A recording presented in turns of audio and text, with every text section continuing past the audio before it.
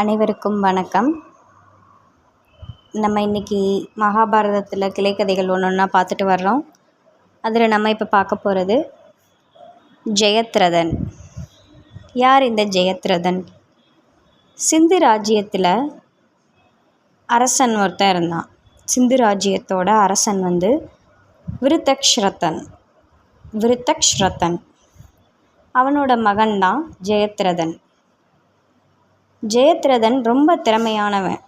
அவன் திறமையெல்லாம் வெளிப்படுத்தும்போது ராஜ்யத்தை அவன்கிட்ட ஒப்படைச்சிட்டு தவ வாழ்க்கையில் ஈடுபடலாம் அப்படின்னு விருத்தக்ஷத்ரன் தீர்மானித்தார். தன்னோட தவத்தில் ஜெயத்ரதன் பற்றிய உண்மை ஒன்றை ஞான திருஷ்டியில் அவர் கண்டுபிடிச்சிட்டாரு. உலக பிரசித்தி பெற்ற போர் வீரன் ஒருவன் ஜெயத்ரதனோட தலையை கொய்து கொள்வான் அப்படின்றது அவரோட ஞான காட்சியில் தெரிஞ்சது. அதை அறிய வந்த விருத்தக்ஷரதன் இறைவனிடத்தில் தவம் புரிஞ்சு தன்னோட மகன் ஜெயத்ரதன் தலையை எவன் தரையில் விழ செய்கிறானோ அவன் தலை சுக்குநூறாக வெடிக்கணும்னு வர வாங்கிட்டான். ஜெயத்ரதன் கௌரவர்களோட தங்கை துச்சலையின் கணவன் ஆவான். கௌரவர்களுக்கு தங்கை இருக்காங்க, அவங்க பேர் துச்சலை. துச்சலையோட கணவனாக ஜெயத்ரதன் ஆயிட்டாப்ல. அந்த ஜெயத்ரதனோட தலையை யார் வெட்டி எடுக்கிறாங்களோ வெட்டுறவங்களோட தலையும் சுக்குநூறாக போகணுன்னா அவங்க அப்பா விருத்தக்ஷரதன் கடவுள்கிட்ட வர வாங்கிட்டாப்ல. பாண்டவர்கள் வனவாசத்தில் இருக்கிறப்ப திரௌபதிக்கு துணையாக சில பெண்கள் இருந்தாங்க. அதனால் பாண்டவர்கள் ஐவரும் வேட்டையாட வனத்துக்குள்ளே போயிட்டாங்க. அப்போ ஜெயத்ரதன் காமியக வனத்தை தாண்டி தன் போக்கில் போய்கிட்டு இருந்தான். அப்போ திரௌபதியை பார்த்ததும் அவன் கொஞ்சம் கூட நாணமே இல்லாமல் அவகிட்ட போய் தன்னோட காதலை தெரிவிக்கிறான். திரௌபதி தான் பாண்டவர்களோட மனைவி அப்படின்னு அவனுக்கு அறிமுகப்படுத்துகிறாங்க.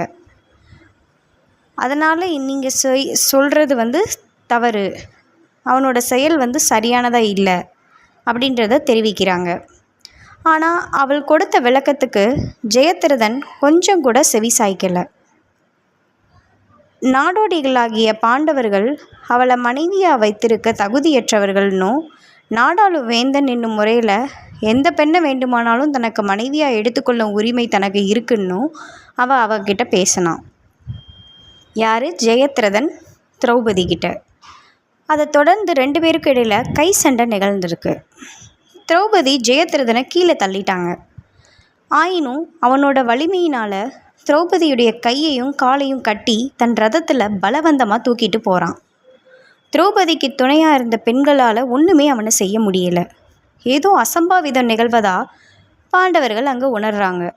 அவங்க அங்கே தங்கியிருந்த இடத்த விட்டு வேகமாக வராங்க. திரௌபதியை காணலை. இங்கே பார்த்தா நடந்ததெல்லாம் விளக்கமாக அங்கே இருந்த பெண்கள் எடுத்து கூறுறாங்க. அந்த கணமே சகோதரர்கள் ரதம் போன வழியில் விரைஞ்சு ஓடுறாங்க. ஜெயத்ரதனை பிடிச்சு நிற்பாட்டுறாங்க. அவனுக்கும் பாண்டவங்களுக்கும் இடையே சண்டை வந்துருச்சு. கொஞ்சம் சிறிது நேரத்திலேயே ஜெயத்ரதன் தோற்கடிக்கப்பட்டான். பீமன் அவனை கீழே போட்டு ஓங்கி ஒரு மிதிச்சாப்புல. ஜெயத்ரதனுக்கு மயங்கி விழுந்துட்டான். என்ன செய்கிறதுன்னு தெரியலை. அவன் மயங்கி கிடந்த பொழுது 5 சிறு குடுமி வைத்து அவனுடைய தலைமுடி வெட்டப்பட்டது. அதன் விளைவாக அவனுடைய தோற்றம் ரொம்ப பரிதாபமாக போயிடுச்சு. கொஞ்ச நேரத்துக்கு பிறகு அவனுக்கு மயக்கம் தெளிஞ்சது. அப்பொழுது அவன் ஒரு கால்நடை போன்று கயிற்றால் கட்டப்பட்டு இருப்பதை அறிஞ்சான். பாண்டவ சகோதரர்கள் ஜெயத்ரதனை கைது செய்து யுதிஷ்டனுடைய முன்னிலைக்கு கொண்டு போகிறாங்க.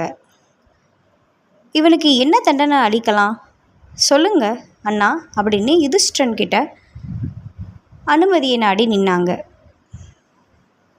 பீமன் ஜெயத்ரதனை கொல்றதுக்கு யுதிஷ்டன் அனுமதி கொடுக்குமாறு கேட்டான். பீமன் அண்ணன்கிட்ட கேட்குறாப்புல. அதுக்கு யுதிஷ்டன், குற்றங்கள் பல ஜெயத்ரதன் செஞ்சுருக்கான், எனினும் இவன் நமக்கு மைத்துனன் ஆகிறான், தங்கச்சி புருஷன் இல்லையா? காந்தாரியோட கடைசி குழந்தையாகிய துசலாவுக்கு இவன் கணவன். அந்த முறையில் முன்னிட்டு பார்த்தா இவனை நம்ம மன்னிச்சு இவனோட உயிரை காப்பாற்ற நம்ம கடமைப்பட்டிருக்கோம் அப்படின்னு கூறி அவனுக்கு விடுதலை கொடுத்துட்டான். யார்? நம்ம தர்மர். யுதிஷ்டிரன். ஜெயத்ரதன் அவமானத்தால் தலையை தொங்க போட்டுக்கிட்டே தன்னோட போக்கில் போனான். அவன் தன்னோட நாட்டுக்கு திரும்பி போகாமல் கங்கைக்கரையோரம் இருக்கிற சிவபெருமானை நோக்கி கடும் தவம் புரிகிறான். நாட்கள் பல கழிஞ்சு போச்சு. சிவபெருமானும் அவனோட தவத்துக்கு இணங்கி காட்சி கொடுத்து, உனக்கு என்ன வர வேண்டும் ஜெயத்ரதான்னு கேட்குறாப்புல. அதுக்கு ஜெயத்ரதன், வரும் காலத்தில் யுத்தத்தில் பாண்டவர்களை கொல்றதற்கு ஏற்ற வல்லமையை எனக்கு நீங்கள் தரணும் சிவபெருமானேன்னு வரம் கேட்டான். அதுக்கு சிவபெருமான், பாண்டவர்களை கிருஷ்ணன் காப்பாற்றுறான், அதனால் அவங்கள யாராலும் வெல்ல முடியாது. நீ செய்த தவத்தின் பலனா ஒரே ஒரு நாள் மட்டும் அர்ஜுனன் கிருஷ்ணரை தவிர்த்து போர்க்களத்தில் ஜெயத்ரதன் யாரை வேண்டுமானாலும் எளிமையாக தோற்கடிக்கும் ஆற்றலை பெறுவாய். சிறிது நேரத்திற்கு அவர்களை சமாளிக்கும் திறமை உனக்கு வந்தமையும் அந்த நாளையும் நீயே தேர்வு செஞ்சு கொள்ளலான்னு வரம் கொடுத்துட்டாரு சிவன். சிறிதளவேனும் சிவபெருமான் தனது பிரார்த்தனைக்கு செவி சாய்த்தது குறித்து அவனுக்கு மகிழ்ச்சி அடைஞ்சிட்டான் ஜெயத்ரதன். கங்கை கரையில் இருந்து தன்னோட நாட்டுக்கு புறப்பட்டு போனான் ஜெயத்ரதன். என்ன வரம் கேட்டிருக்கான்? அவன் கேட்டது பாண்டவர்களை கொல்லணும்னு கேட்டிருக்கான் சிவன்கிட்ட. சிவபெருமான் என்ன வரம் கொடுத்துருக்காரு? கொஞ்ச நேரம் கிருஷ்ணர் இல்லாமல் அர்ஜுனன் போரை எதிர்கொள்ளணும் அப்படின்னு கொடுத்துருக்காரு. அந்த சமயம் நீ அவங்கள ஜெயிக்கணும்னா ஜெயிச்சுக்கலாம், உன்னோட திறமையை காட்டின்னு சொல்லிட்டாப்ல. மகாபாரத யுத்தம் ஆரம்பிக்குது.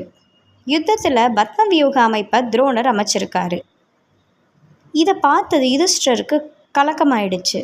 ஆபத்து வாய்ந்த பத்ம வியூகம் பாண்டவர்களோட படையை விரைவில் அழித்திடும். இந்த நெருக்கடியில் அபிமன்யு தன்னோட திறமையை கையாண்டு பத்ம வியூகத்தை உடைத்து கொண்டு உள்ளே போவான். அவன் போனதுமே அபிமன்யு யாருன்னு உங்களுக்கு தெரியும். பாண்டவர்களோட புத்திரன், பாண்டவர்களில் அர்ஜுனனோட புத்திரன். அவனுக்கு மட்டும் எப்படி அந்த திறமை கிடச்சது பத்ம வியூகத்தை உடைக்க? அவன் கருவில், தன்னோட தாயினுடைய கருவில் இருக்கும்போதே அவனுக்கு அந்த பத்ம வியூகம் பற்றின அறிவு கிடச்சது கிருஷ்ணன் மூலமாக. பாண்டவர்கள் துர்பாக்கிய வசத்தால் அபிமன்யுவை பின்பற்றி ஏனைய போர் வீரர்கள் உள்ள நுழைய இயலலை. அபிமன்யு உள்ள நுழைஞ்சதும் பத்ம வியூகம் மூடிக்கிச்சு.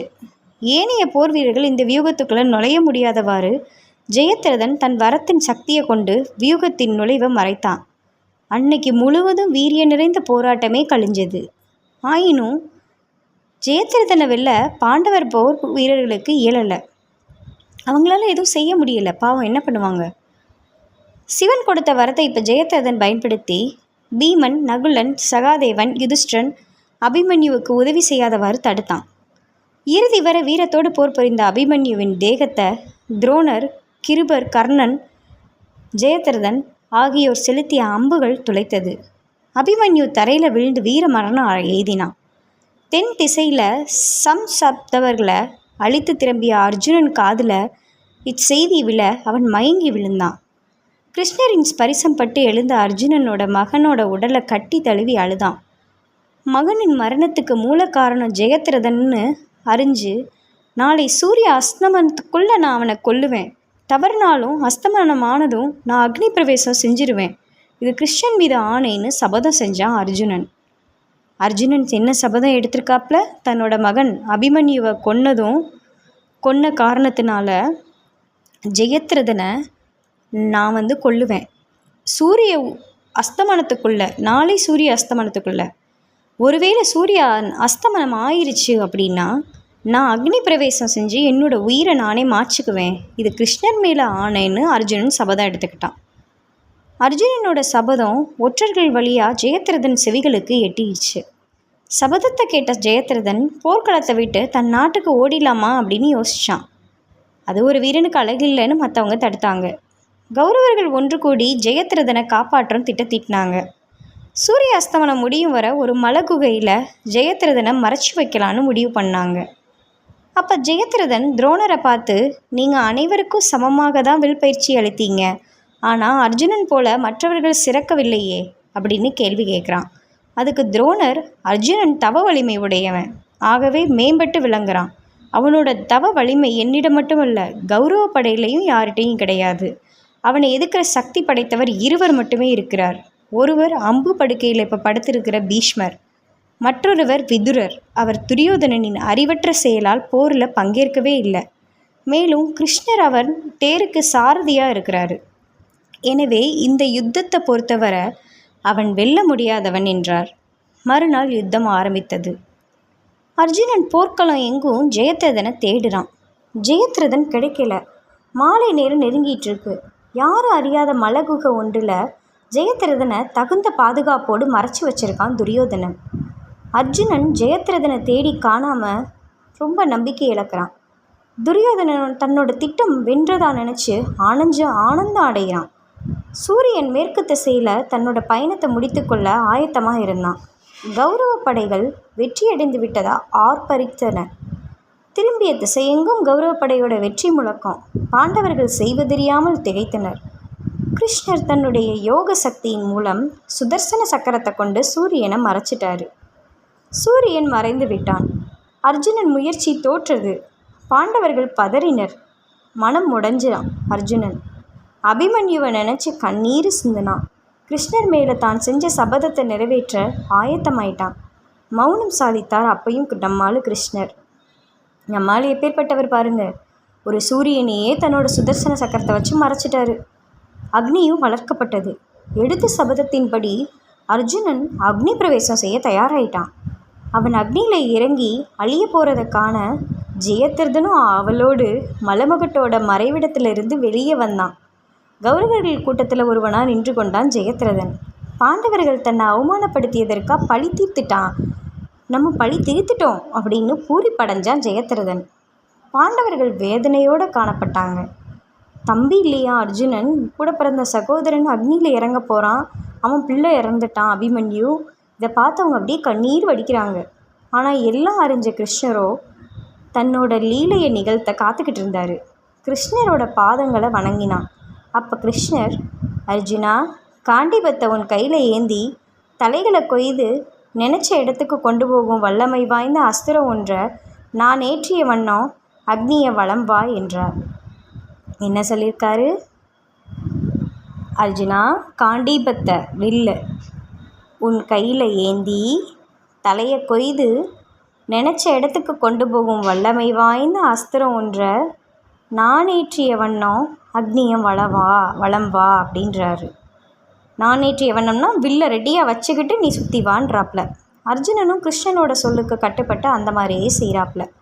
யாரும் எதிர்பார்க்காத வண்ணம் கிருஷ்ணர் தன் லீலையை ஆரம்பித்தார். சுதர்சன சக்கரம் சூரியனை விட்டு நகர்ந்தது. இருள் என்னும் மாயையை மறைந்து மேற்கு திசையில் வானம் சிவப்புலியாக வீசியது. கண்ணன் தன்னோட சுதர்சன சக்கரத்தால் சூரியனை மறைச்சி வச்சிருந்தான்றதை அனைவரும் புரிஞ்சுக்கிட்டாங்க. அர்ஜுனன் கண்களில் தூரத்தில் குன்றின் மீது நின்று கொண்டிருந்த ஜெயத்ரதன் தென்பட்டான். அர்ஜுனா, அதோ ஜெயத்ரதன். நான் ஏற்றிய அஸ்திரத்தை விடுத்து அவன் தலையை கொய்து வனத்திலே தவம் செய்து கொண்டிருக்கும் அவன் தந்தை விருத்தக்ஷத்ரன் மடியில் போய் விலசை என்று ஆணையிட்டார் கிருஷ்ணர். கண்ணிமைக்கும் நேரத்தில் காண்டிபத்திலிருந்து கணை புறப்பட்டது. அது ஜெயத்ரதனோட தலையை கொய்து விண்ணிலே தூக்கி சென்று வனத்தில் தவம் செஞ்ச அவனோட தந்தையான விருத்தக்ஷத்ரன் மடியில் போட்டது. தன் தவத்தை யாரோ கலைப்பதா எண்ணி மடியில் விழுந்த தலையை தரையில் தள்ளினான் விருத்தக்ஷரத்தன். உடனே விருத்தக்ஷரத்தன் தலை சுக்குநூறாக வெடித்தது. விருத்தக்ஷரதன் பெற்ற வரத்தை பற்றி ரகசியத்தை கிருஷ்ணர் ஒருவரே அறிந்திருந்தார். அர்ஜுனனை காப்பாற்றும் பொறுப்பை கிருஷ்ணர் ஏற்றிருக்காரு. ஆகையால் அர்ஜுனன் உயிர் பிழைச்சான். பாண்டவர்களின் கண்கள் ஆனந்த கண்ணீர் சொரிந்தன. கிருஷ்ணரை அர்ஜுனன் நெஞ்சார தழுவி கொண்டான். சபதத்தை முடித்தான் அர்ஜுனன். மகாபாரத யுத்தத்தில் 14ஆம் நாள் இறுதியில் ஜெயத்ரதன் கிருஷ்ணரின் வழிகாட்டுதலோடு அர்ஜுனன் கையால் இறந்தான். விருத்தக்ஷரதன் தன் மகனுக்காக தான் பெற்ற வரமே அவனை அழித்து விட்டது. ஏன், எதற்காக கிருஷ்ணன் அவனோட தலையை அவனோட தந்தை மடியில் போடணும்னு சொன்னாப்ல? ஏன்னா ஜெயத்ரதன் தலையை எவன் தரையில் விழ செய்கிறானோ அவனோட தலை தானே சுக்குநூறாக போகும். அப்போ நம்ம ஆள் என்ன பண்ணிட்டாப்புல, அர்ஜுனன்கிட்ட சொல்லி என்ன ஆணை போட்டார்? அவனோட ஜெயத்ரதனோட தலையை கொய்து அவனோட தந்தையோட மடியில் விழ செஞ்சாப்புல. அப்போ அர்ஜுனன் என்ன பண்ணியிருக்காப்புல, மடியில் தான் அவன் தலையை போட்டிருக்காப்புல. அவன் மடியில் இருந்த தலையை தரையில் தள்ளி விட்டது யார்? அவனோட தந்தை மடியில் இருந்த தலையை அவர் தான் தவம் கலைச்சிட்டாங்களேன்னு தள்ளி விட்டுட்டாப்புல. அப்போ தரையில் தள்ளி விட்டவங்க தலை தான் சுக்குநூறாக போகும். அதனால் அவங்க அப்பாவோட தலை சுக்குநூறாக போயிடுச்சு. இது மகாபாரத கதை தாங்க. ஆனால் இதில் என்ன சொல்ல வர்றாங்க? எந்த ஒரு பெண்ணையும் தாய் குலத்தையும் என்ன பண்ணக்கூடாது? அசிங்கப்படுத்தக்கூடாது, அவமானப்படுத்தக்கூடாது. பெண்களை மதிக்கணும். பெண்கள் நம்ம நாட்டோட கண்கள். அவங்களுக்கு உண்டான அவங்க உடலளவில் அவங்க பலவீனமாக இருந்தாலும் உள்ளத்தளவில் அவங்க என்றைக்குமே வலிமையானவங்க தான். கடவுள் ஆண்களை படைத்ததே பெண்களை பாதுகாப்பதற்கு தான் அப்படின்னு சொல்லி உங்களுக்கு இன்றைக்கான கதையிலேருந்து நான் உங்ககிட்ட விடைபெறுகிறேன். நம்ம சேனலுக்கு நீங்கள் புதுசுனா நம்ம சேனலை சப்ஸ்கிரைப் பண்ணிடுங்க. தேங்க்யூ.